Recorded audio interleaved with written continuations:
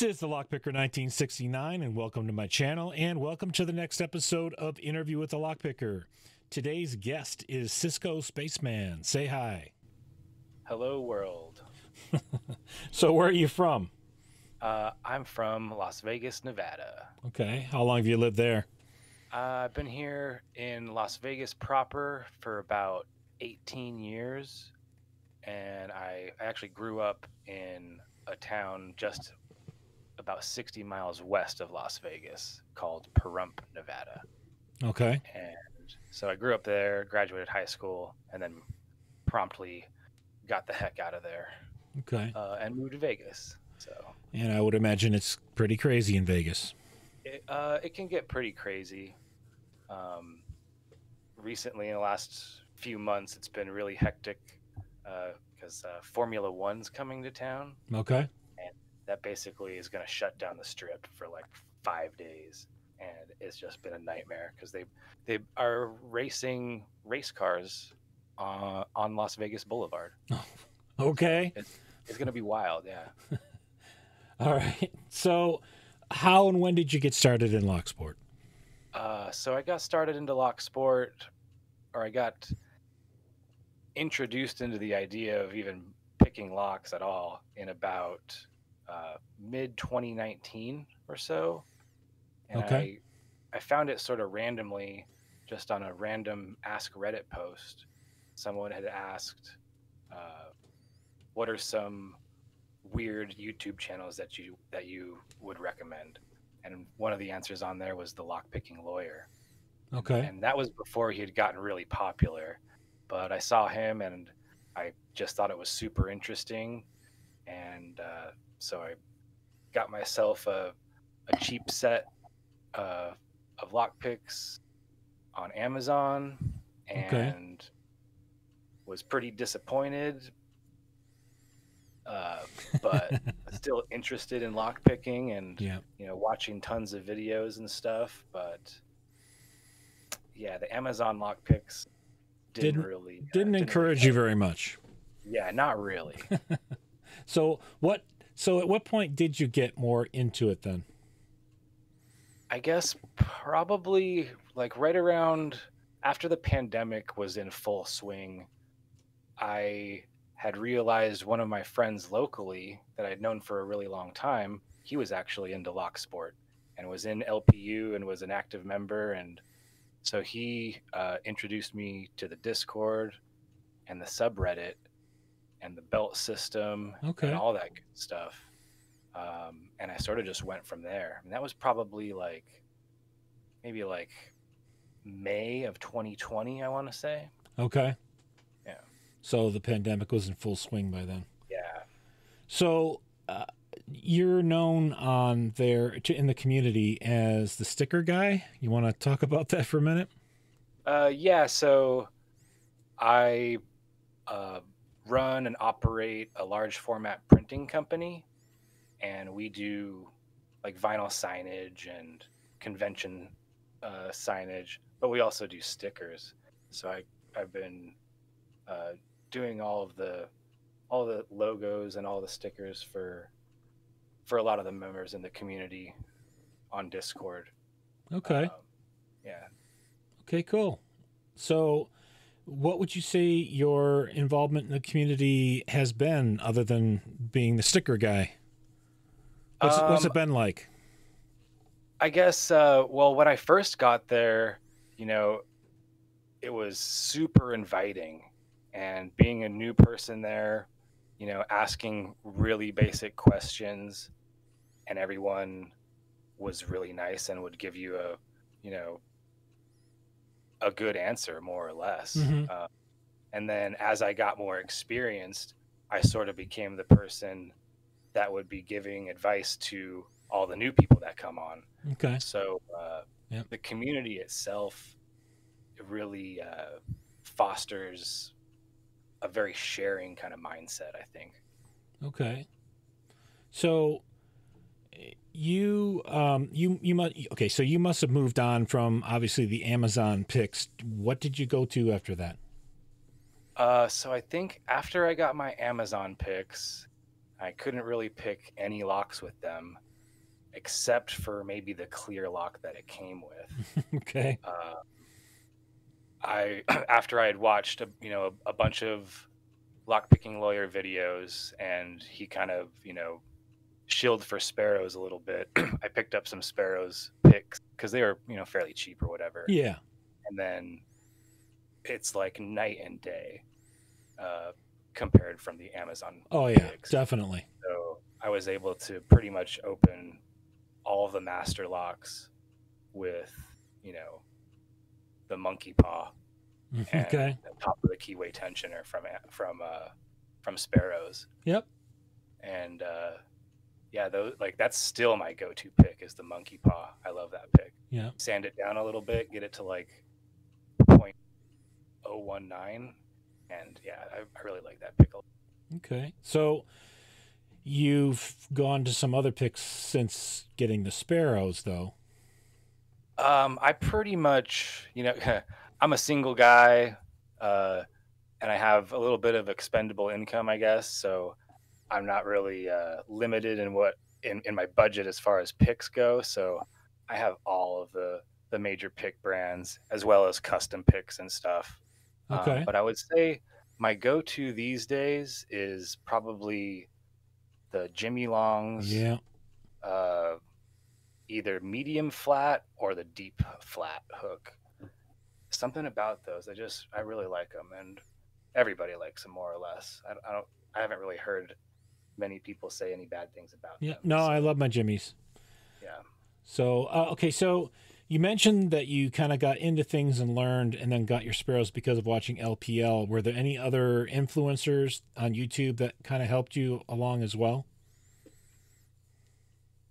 Oh yeah, certainly. I would say everybody has kind of the same answers. I guess if you got into lock picking at this time, as Bosnian Bill, lock picking lawyer, they used to produce some really great videos. Yeah, they also, did. Lock Noob is a really good one. Yeah. That he still makes good Yes, videos. he does. I wish that Fish Picks was still around. Yeah. Because he has some good videos for beginners and people just learning it. Yeah. But as far as like actual pickers go and like their videos, like of strictly picking locks, there's a lot of members in the community that are releasing videos every day that are just mind blowing. Like Georgia Jim puts out a video almost every day. Rain puts out a video almost every day. Yeah. Dependent Quarter puts out a video almost every day. And those guys, it's kind of inspiring to see that. Yeah, definitely. Okay, you mentioned another influencer from YouTube in Deviant Olem. What do you enjoy watching with him? I guess for him, it's a little bit less about picking locks. He's more of like an entry kind of guy. Yeah. Or social engineering. And, obviously we don't pick locks in use, but I still find that kind of stuff interesting. Just to have the knowledge of it. Covert entry, that sort of thing. Yeah. Okay. Approaching locks from a completely different viewpoint rather than just, having them in a desk or in a vise on your desk. Yeah. Ready to pick.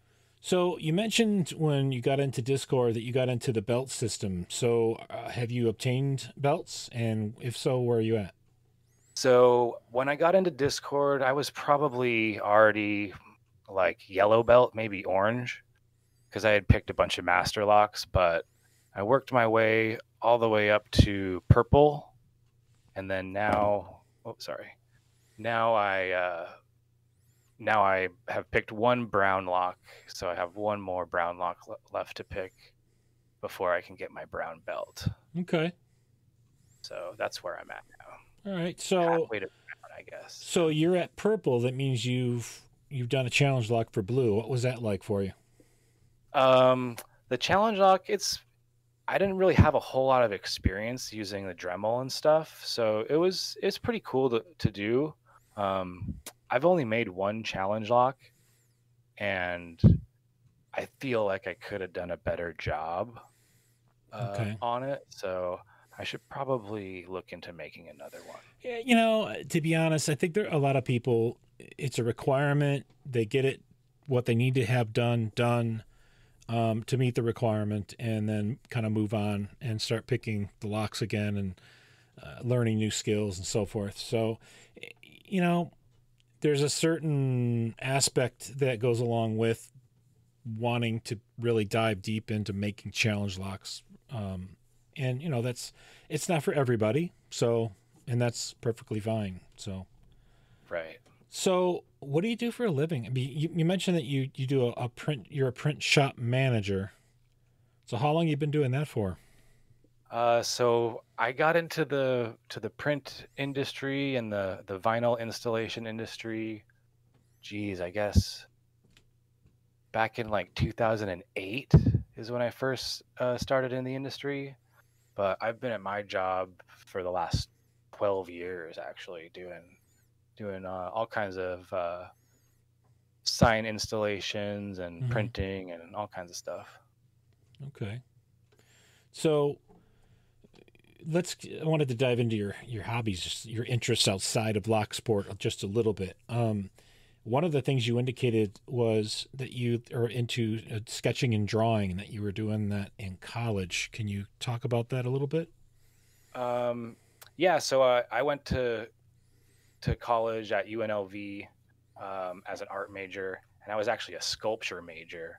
But more recently, I've been getting into doing sketching and drawing on my iPad with a pencil and stuff, and it's kind of it's fun to do that. I guess sort of relaxing, actually. My wife and I have been trying to get the hang of the whole sketching thing on the iPad, especially when it comes to trying to draw furniture that you might want to make, sort of thing. So that's been that's been a learning curve. I'll just say it like Yeah, that. there's definitely a kind of a steep learning curve when Yeah, even just learning the programs and then actually using the pencil, because it's not like a real pencil yeah, as close as it is. yeah. But So you're into music. You dive into that a little bit. yeah, so I've been playing music ever since I was a little kid. I started out playing the piano when I was like 7 or 8, and then started playing the trumpet when I was in middle school, and then the drums when I was about 13 or 14. I started playing the drums, and I kept playing the drums uh, till this day. So I've been playing the drums for quite a while, and I used to play in bands and stuff. But as a middle-aged guy, it's kind of hard to keep those dreams alive, I guess, when you got to work a day You job. gotta And pay the bills. right, yeah, exactly. So, Yeah. but it's still fun to play. I have my drums set up in my office at my print shop. Oh, that's So cool. That's yeah. very cool. Okay, so here's something I know my daughter would love to hear more about, but your tattoos. Sure. Uh, I love tattoos. I collect them, and I have them all over my body. And actually, kind of funny, the guy who introduced me to the Lockpickers United Discord is one of my tattoo artists. Okay. Yeah. And so, yeah, he does lockpicking and tattoos. Okay, I gotcha. The reason I mentioned my daughter, she's a tattoo artist. She actually doesn't do the tattoos. She does the art that the tattoo artists put on That's people. pretty cool. Does she have a lot of tattoos? Oh yes, I think I think she's got full sleeves on both arms, and she's got tats everywhere else too. So definitely. Nice, me too. Okay, so one thing I wanted to get into real quick, but I want to dive in deeper into another thing that you brought up. You mentioned about your Yeah. dog being a celebrity. Yes. So I don't know how many of your listeners or viewers are in the Lockpickers United Discord, but my dog is Charlotte, or better known as Charn, and she's sort of the unofficial mascot, or one of the unofficial mascots of LPU. Okay. Everyone loves her, and she's great. Okay. And How she's did sitting how, right next to how me, did that come sleeping. to be? Um, how did she come to be the Yeah, the mascot. Yeah. well, if you just spam, spam post enough pictures of your dog in the Lockpickers United Lounge, then and if she's cute enough, then you get to be unofficial mascot. Okay. All right. All right. So something a little bit more on a serious subject. You mentioned to me about the sober server, and I want to make sure that we get to talk about this a bit. Yeah. So, how should I go about this? I guess.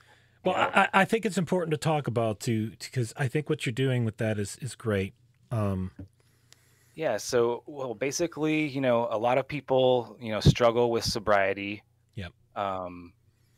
And substance abuse, and I'm one of those people.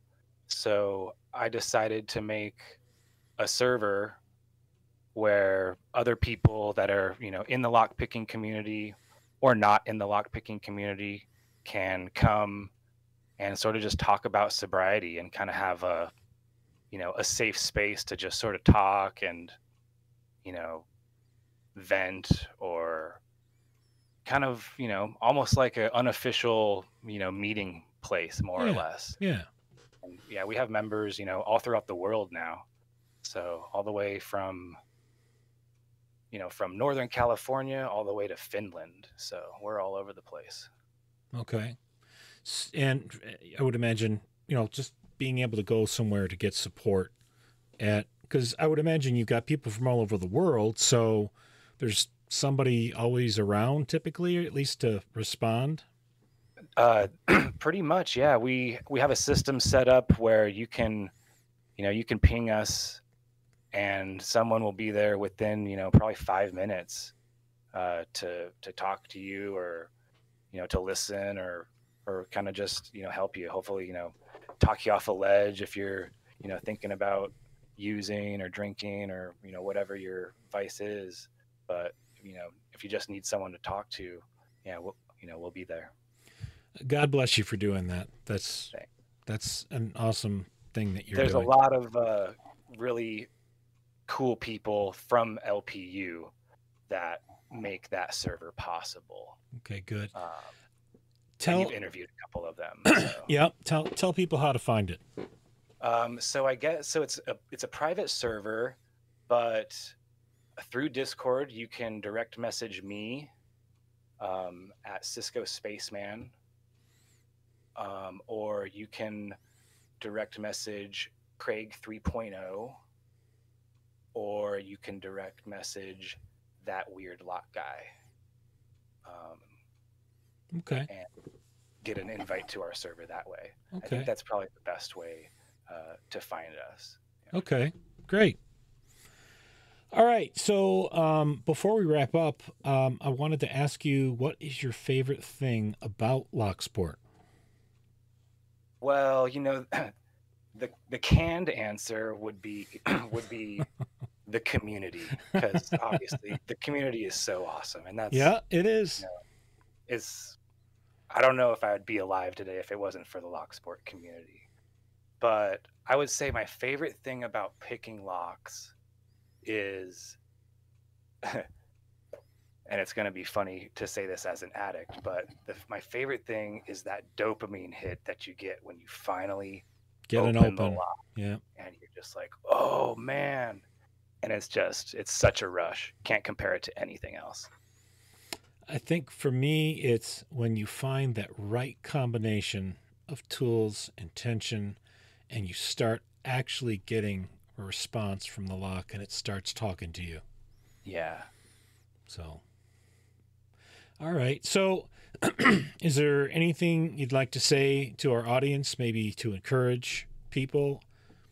I would say keep picking locks, and if you're struggling with sobriety, there's people out there that are just like you, and we're here to help. So come find me. Awesome. I want to thank you for doing this interview.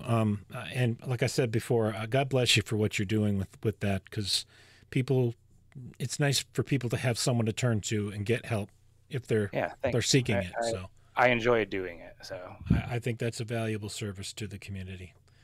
All right. With that, I'm going to wrap this one up. If you are a subscriber, thank you. If you are not yet a subscriber, please hit that subscribe button, turn on notifications and all, and hit like on the video. And thanks for listening.